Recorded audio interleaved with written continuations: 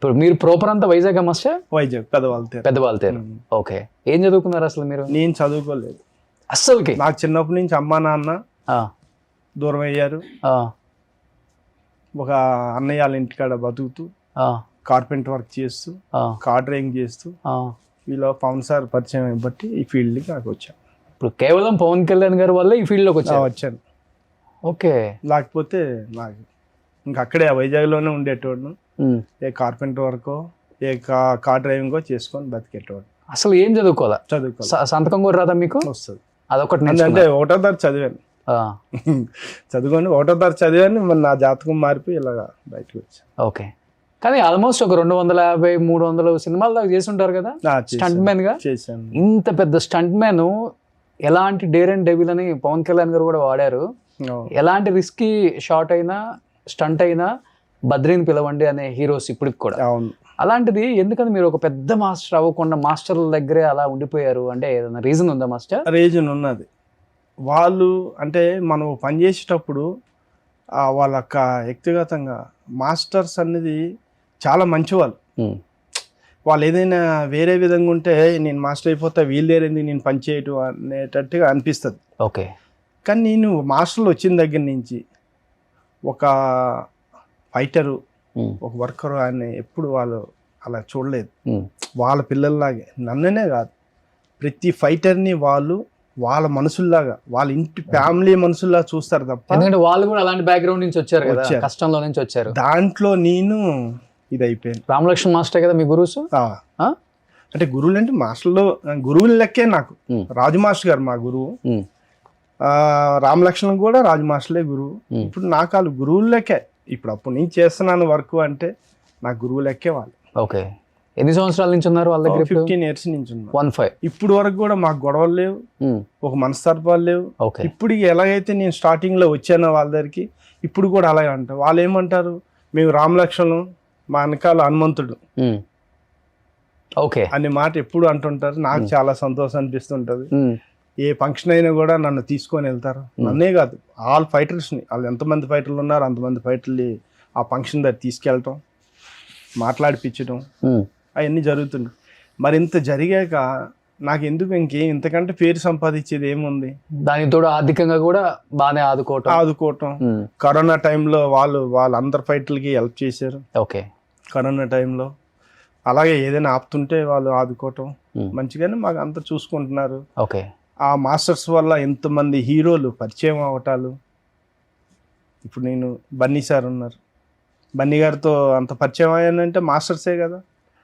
చిరంజీవి గారు ఉన్నారు, చిరంజీవి గారితో నేను ఇంత పరిచయం అయ్యి మాట్లాడాలంటే మాస్టర్సే కదా. సో మీకు ఇండస్ట్రీలో మీకంటూ ఒక సపరేట్ ఏర్పరచుకున్నారు. ఒక డైరెక్టర్స్ కానీ ఒక హీరోస్ కానీ నేను ఇప్పుడు బద్రి అని పిలగలుగుతున్నారంటే అది మాస్టర్స్ దయ వల్ల. మాస్టర్స్. ఇంకొకటి ఏంటంటే ప్రతి సినిమాలో ఆ హీరోకి ఒకటి రెండు సీన్లలో మీరు కూడా యాక్ట్ చేస్తూ ఉన్నారు, ఫైట్లు కూడా చేస్తుంటారు. కానీ భగవంతుడు నాకేంటంటే చదువు లేకపోయినా, మాస్టర్లు కూడా చదువు లేకపోయినా, ఈ రోజు ఇండస్ట్రీలో ఎంత పెద్ద మాస్టర్లు భగవంతుడు నాకు చదువు లేకపోయినా కూడా ఏ స్పెషల్ వర్క్, ఏ జంపులైనా, ఏ రోప్ వర్క్ అయినా, ఎనీ టెక్నిక్ వర్క్ ఏదైనా సరే వాళ్ళు బాంబాయి నుంచి వచ్చిన వాళ్ళైనా కూడా తగ్గేది లేదు. మొన్న ప్రభాస్ గారిది రాజేసాబ్ దాంట్లో ఒక 100 మంది రోప్ షాట్ చేయాలి, ఒక్కరికి చిన్న దెబ్బ తగలకుండా అవలేలుగా చేసి పెట్టామండి. సూపర్. అటువంటి స్పెషల్ వర్క్ లో నేను ఎన్నో ఎన్నో ఎన్నో చేసాం, ఒకటేనే కాదు. కానీ ఇప్పుడు ఒక స్టంట్ చేయాలంటే మాస్టర్ డైరెక్టర్ వెహికల్ ఇలా వచ్చి నాకు ఇన్ని పల్టీలు కొట్టాలి లేకపోతే ఇలా లేవాలి అని చెప్తారా, లేకపోతే యాజ్ ఇట్ ఈస్ గా ఏది ఆ ఫ్లోలో వచ్చేస్తే అది షార్ట్ అయినాక? మీరు స్టంట్ చేయకపోయినా కూడా మంచి పాయింట్ అడిగారు. మీరు చేయకపోయిన మంచి పాయింట్ అది ఎవరు అడగరు, అది ఎవరికి తెలియదు. కరెక్ట్. అది ఆ ఇన్ని పల్టీలు కొడుతుందా ఏందనేది కాదు. ఓకే. ఒక మాస్టర్కి కావాలి ఇక్కడి నుంచి ఇలా పల్టీలు కొట్టి ఇక్కడ పడాలని. ఓకే. చేసే స్టంట్ మ్యాన్కి తెలియాలి వీడి ఎక్కడ ఏం చేస్తున్నాడు, ఎంత ఎగురుతున్నాడు, ఎలా పడుతున్నాడు అన్నది వీడికి తెలియాలి, వీడి చెయ్యాలి, ఆ జడ్జిమెంట్ చెప్పాలి. ఓకే. ఆ చెప్పినోడే స్టంట్ మ్యాన్. ఏదో బెల్ట్లు కట్టుకోను ఎగిరిపోయి ఎక్కడో కెమెరాల మీద పడిపోయి ఎక్కడో, అది కాదు స్టంట్. అది చాలా తప్పు. అది ఆ జడ్జిమెంట్ భగవంతుడి దయ వల్ల ఇప్పుడు వరకు మనం వేసిన మెజర్మెంట్ ఒక కర్ర తీసుకొని చూపిస్తా, ఇగో ఈ హైట్ వెళ్తా, ఇలా తిరిగి ఇక్కడ పడతా, ఇక్కడ పడి ఇంత రోల్ అవుతాను. కెమెరాస్ అక్కడ పెట్టుకోండి, ఇటువైపు రావద్దు, ఎటు పడుతుందో కెమెరా ఎటు ఉండాలనేది మనం చెప్పాలి, బండి ఎటు తిరుగుతుంది అనేది కూడా చెప్పాలి. ఇప్పుడు వరకు ఇన్ని జంపులు ఎన్ని చేసినా కూడా కెమెరా చూసారు ఎంత డిస్టెన్స్ లో, అది ఎంత ఎగిరి ఎక్కడ పడ్డది, కెమెరా అక్కడ ఉంది, ఎవ్వరు ఏం కదలలేదు, అలాగే ఉంది. అన్ని కొత్త వెహికల్స్ అవి పాత అదే వాడే వెహికల్స్ ఉంటాయి, ఎందుకంటే బెంజులు తెస్తారు, ఆడీలు తెస్తారు, అవన్నీ కనిపిస్తాయి మనకి. వెహికల్స్ అన్ని రన్నింగ్ వెహికల్ కావాలి, జంప్ అనేది కొత్త వెహికల్ పాత వెహికల్ కాదు, అది కండిషన్ ఉండాలి కదా, కండిషన్ అది పాతదవని కొత్తదవని. అలాగా స్టంట్ మ్యాన్ గా మనం చెప్పగా జడ్జిమెంట్ ఉండాలి. అందుకే ఏ కెమెరామెన్ అయినా బద్రి ఒక జంప్ చేస్తున్నాడు అంటే డేర్ గా ఉంటారు తప్ప భయపడరు. ఇంతవరకు ఏ జంప్ చేసి ఎవరిని భయపెట్టలేదు. మీకు ఎక్కడ ఏ జంపులు కూడా కెమెరాలు పరిగెట్టడాలు అవి ఎక్కడ కనబడచ్చు, ఎక్కడి ఏ కెమెరా కనిపించింది బండి పడ్డదా ఆ కెమెరా చూడు, అదండి అక్కడ ఉంది కెమెరా, పురుషత్వంగానే ఉన్నారు వాళ్ళు, మార్క్ అది. స్టంట్ మ్యాన్ అనేది అది చాలా ఇంపార్టెంట్, అది తెలుసుకోవాలి, ఆ జడ్జిమెంట్ తెలియాలి స్టంట్ మ్యాన్ కి. ఇప్పుడు ఎక్సలేటర్ మీద అసలు ఎట్లా ఎంత పెడితే ఆ వెహికల్ హైట్ లేస్తుంది అసలుకి? అది హైట్ లేసేది బోర్డుని బట్టి ఉంటది. ఎక్సలేటర్ మీద ఎంత స్పీడ్ వెళ్తే హైట్ లేగదు, అది మనం పెట్టే బోర్డు ఎంత హైట్. ఓ మాస్టర్ కి మనకు బాగా హైట్ కావాలంటారు, లో కావాలంటారు, దాన్ని బట్టి నేను బోర్డు చేయాలి. దాని మీద ఎక్కిచ్చేసి లేపటమే. నా హైట్ ఉంటాయి, లో ఉంటాయి, ఇది లో ఉంది, కొన్ని హైట్ ఉంటాయి.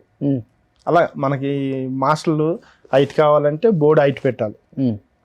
స్పీడ్ అనేది మనం బండి ఒకసారి చెక్ చేయాలి, ఈ స్పీడ్ వెళ్తే అక్కడ ల్యాండ్ అవుతుంది అని తెలుసుకొని అంత స్పీడ్ వెళ్ళాలి.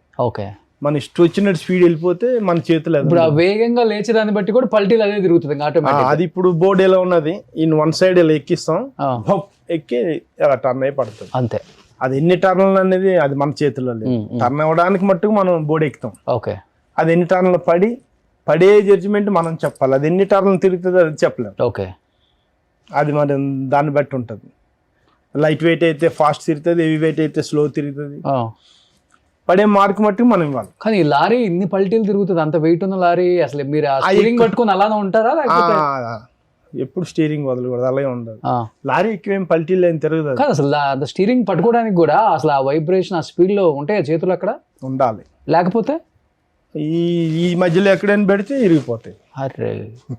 ఇప్పుడు ఇలా ఉన్నాం, ఆ లారీ అన్ని పల్టీలు ఏం కొట్టదు, సైడ్కే పడుతుంది.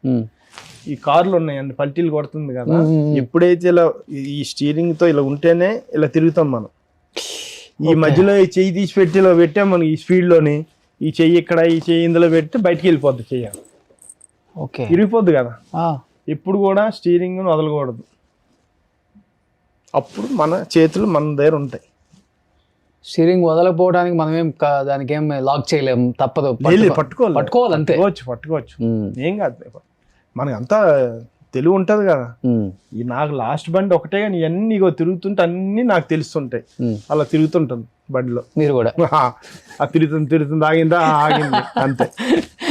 చూసే వాళ్ళకేమో గూస్ బంప్స్, భయం, అమ్మో ఇంత రిస్కీ షాట్ అని. ఎందుకంటే సెట్ లో కూడా అందరూ భయపడతారులే, అవును, పైకి చెప్పుకోలేరు కానీ అవును ఏమవుతుందో ఏంటో అని. అమ్మో నిజంగా గ్రేట్ మాస్టర్ అనిపిస్తుంటది. ఎన్ని థియేటర్లో చూసినప్పుడు మేము అనుకుంటూ ఉంటాం, ఏం తీసాడురా మా హీరో. ఇది చిరంజీవి గారిది బోలాశంకర్, అది అంతే కావాలి, అది దానికి మించి ఓ పైకి ఎగరకూడదు ఈ బండి. ఎందుకంటే చిరంజీవి గారు దాంతో మళ్ళీ బయటకు వచ్చి ఫైట్ చేయాలి. కార్ తిరగబడ్డది, అందులో నుంచి వచ్చి బయట ఫైట్ చేశారంటే నమ్ముతారు. ఎక్కడో గాల్లో ఎగిరి కింద పడి మళ్ళీ ఆయన ఫైట్ చేశారంటే నమ్ముతారా? సుమన్ టీవీలో మీ పర్సనల్ అండ్ బిజినెస్ ప్రమోషన్స్ కోసం కింది నెంబర్ కి కాంటాక్ట్ చేయండి.